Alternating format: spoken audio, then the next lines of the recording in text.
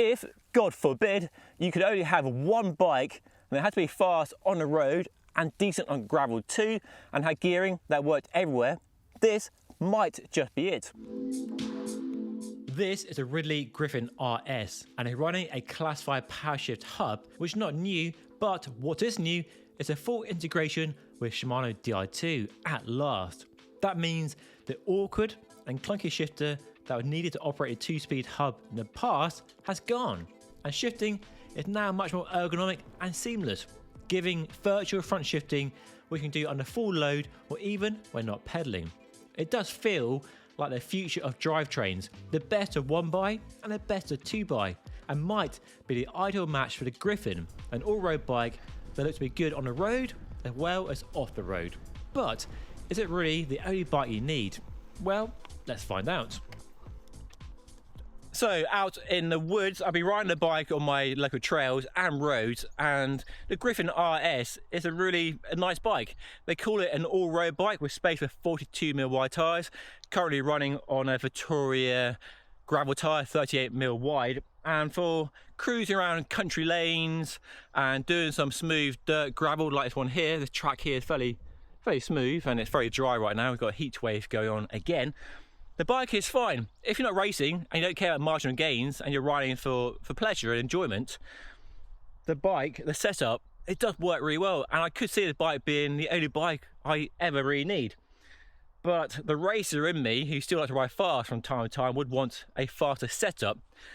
And you could put a narrow tyre on a bike of 30 or 32 and get more speed, but swapping the wheels is trickier because you can't put a normal wheel set in there. You need a classified wheel set for that rear hub.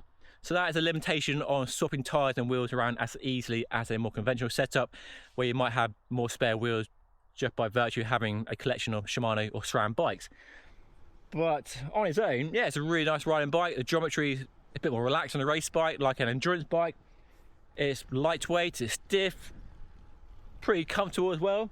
No down tube storage on the bike though, but we have top tube mounts for a bento bag if you want that for your snacks and stuff.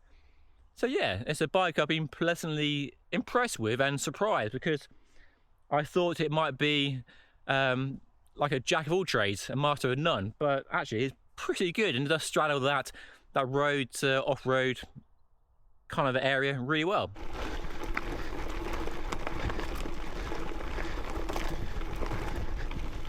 So the Classified Powershift system isn't new. It's been around for several years now, and I've ridden it on a bike in the past.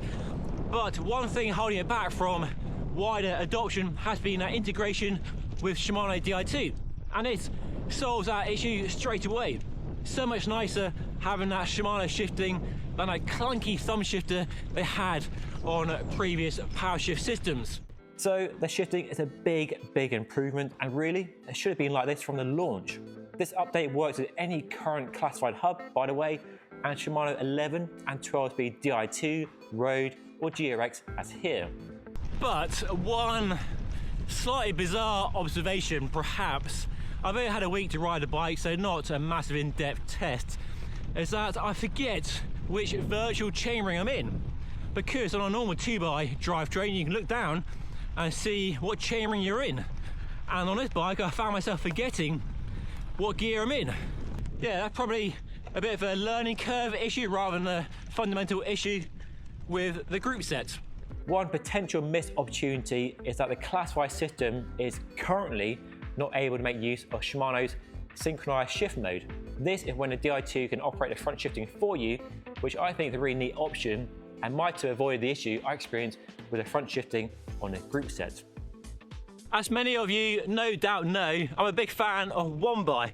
I've done countless videos on 1x, the pros and cons of it, but lots of people don't like 1x. They prefer 2x, and I fully understand that.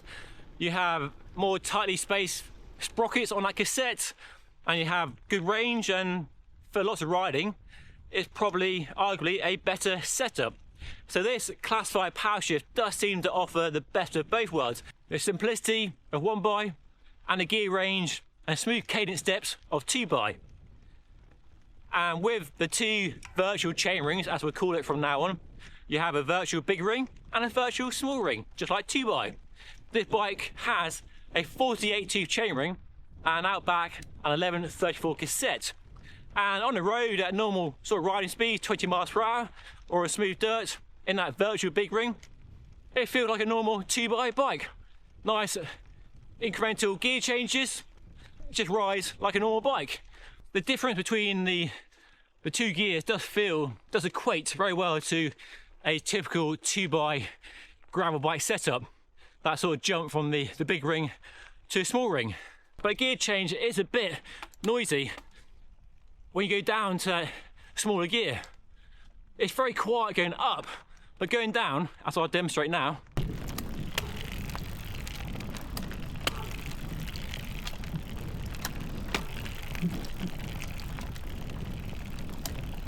and a gear change isn't instant. There's definitely a small delay. It's not as soon as you press a button, there's maybe a bit of rotation of the cranks before it changes gear. But it's definitely quicker than 2x, and you never have a missed gear change like you still can with 2x, even Shimano. And there's no risk of a drop chain either. So for example, if you're in a very tricky technical climb and you suddenly run out of gears, with this system, even when you're going like 2 miles an hour, 1 mile an hour, you can change gear and you can really save the situation. But with that front mech, if you're going at walking pace, like 3 miles an hour, and you need that small chainring, it's a very, very tricky gear change indeed.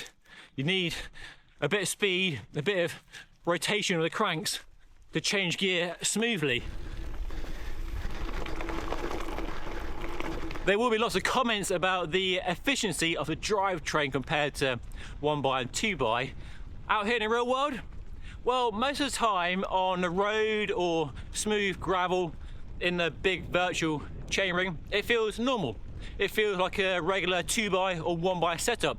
There's I can't tell the difference at all. But when you're climbing up a steep gradient and you're in the smaller gears, it does make quite a bit of noise. And I'm not sure, it feels a bit draggier. It just feels like there's a bit more drag in the system compared to that 1x13 I rode up here on yesterday. Really hard to explain in words, you have to ride it. It's very subtle. And I haven't done any back-to-back testing with a power meter and a 1x13 Explore group set. Not had time really. But riding up here yesterday on my NV Mog with 1x13, it definitely felt, I'm not gonna say easier, but it does feel different. It just feels a bit odd. It's a strange sensation. So yeah. So that has been my first impression of the Ridley Grifn RS with the latest version of the Classified Powershift 2-speed hub, now integrated with Shimano Di2 for much better, more seamless shifting. But I can't decide whether it's really better than current 2x or 1x13. And 1x13 now is getting to a point where I can see myself riding out on the road with no real massive drawbacks. But if you want the smooth cadence steps and you want the range, then it is better than a 1x13. But is it better than 2x12 from Shimano or SRAM? And it's swapping the front derailleur for that hub system and improvement. And that's what I can't decide. That's what I can't figure out, whether it's in some ways, yes, but ultimately I would love all the gears packaged inside the hub, so no exposed derailleurs at all. This doesn't feel like that perfect solution, that real future group set where everything is inside the hub. So yeah, I'm a bit on the fence still. But let me know your thoughts on the Ridley Grifn RS and the Classified Powershift. Have you ridden it? Do you own it? Love to hear from you as always. And I'll put a link to the Classified website down below in case you want to find out more. And you see my previous review of the Classified on a Pearson gravel bike linked right there.